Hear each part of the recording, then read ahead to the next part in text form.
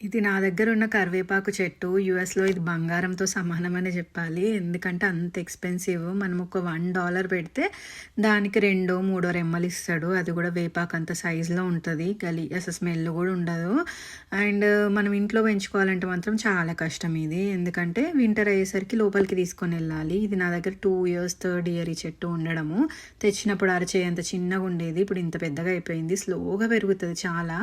మళ్ళీ పాట్‌లోనే పెంచుకోవాలి. ఎందుకంటే వింటర్‌కి లోపలికి తీసుకెళ్ళాలి. మాకు ఫ్రాస్ట్ వచ్చేస్తది. ఫ్రాస్ట్ అంటే ఒకటేసారి చలి వచ్చేసి ఇంకా చెట్లన్నీ చచ్చిపోతాయి అన్నట్టు. అందుకని ఫ్రాస్ట్ వచ్చే ముందే లోపలికి తీసుకొనెళ్ళాలి. లోపలికి తీసుకొనెళ్తేనేమో పేను లాంటిది ఒకటి వస్తది కరివేపాకు చెట్లకి.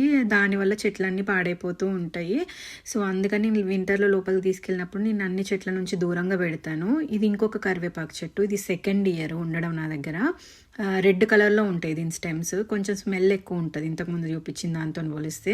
ఇదైతేనేమో ఒక చిన్న పిలకలాగా తెచ్చుకున్న. అరిచేతంత సైజు కూడా లేదు.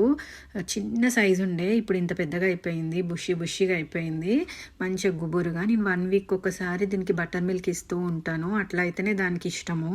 వాటర్ ఇచ్చినా, మనం ఇంకేమైనా వేరే ఇచ్చినా అదంతా ఇష్టపడదు కానీ బటర్ మిల్క్ అయితే చాలా ఇష్టపడుతుంది కరివేపాకు చెట్టు. కరివేపాకు గుబురుగా రావాలంటే పైన ఉన్న పిలకల్ని ఇట్లా తెంపుతూ ఉండాలి. చిగుళ్ళని తెంపుతూ ఉంటే బ్రాంచెస్ వచ్చేసి మంచిగా గుబురుగా అవుతూ ఉంటుంది. మనకి ఇండియాలో ఎక్కడ పడితే అక్కడ కరివేపాకు చెట్లు ఉంటాయి. బట్ ఇక్కడ మాత్రమే ఇంకా పాట్లోనే పెంచుకోవాలి. అని దొరకాలంటే కూడా చాలా కష్టము. చిన్న పిలకలు అమ్ముతారు బయట. $15కి ఒక పిలక, $20కి ఒక పిలక, అట్లా రేట్ ఎక్కువ ఉంటుంది చాలా. ఇంకా అవి తెచ్చుకొని మనం పెంచుకోవాలి. వింటర్ అయితే మాత్రం ఈ ఆకులన్నీ తీసేసి లోపలికి ట్రిమ్ చేసి లోపలికి తీసుకెళ్ళాలి. అట్లా అయితేనే చెట్టు ఉంటుంది. లేదంటే ఇంకా దానికి చాలా డిసీజెస్ వస్తూ ఉంటాయి. సబ్స్క్రైబ్.